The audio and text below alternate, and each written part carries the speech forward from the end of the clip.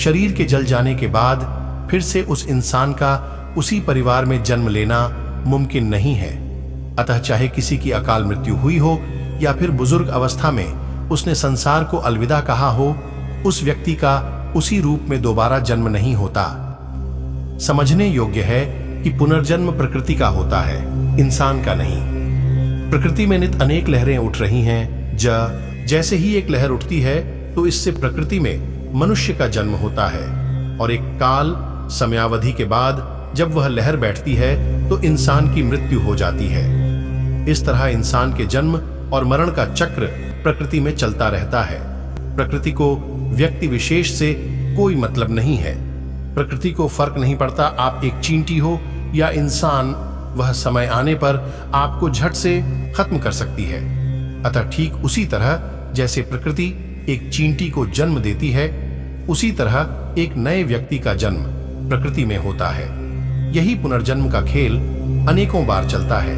व्यक्ति मरता है, जन्म लेता है, लेकिन ऐसा बिल्कुल नहीं होता कि एक व्यक्ति के मृत हो जाने के बाद वही व्यक्ति दोबारा उसी रूप में जन्म लेता हो।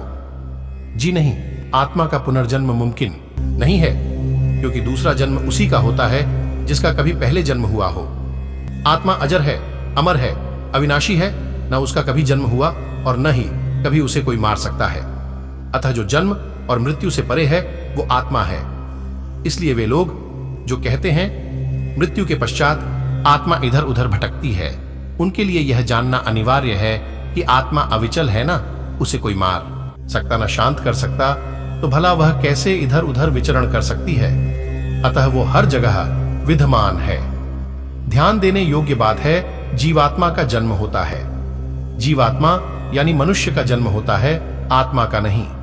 आत्मा तो नित्य है, वह शरीर के जाने के बाद भी अस्तित्व में रहेगी और शरीर के रहने के बाद भी।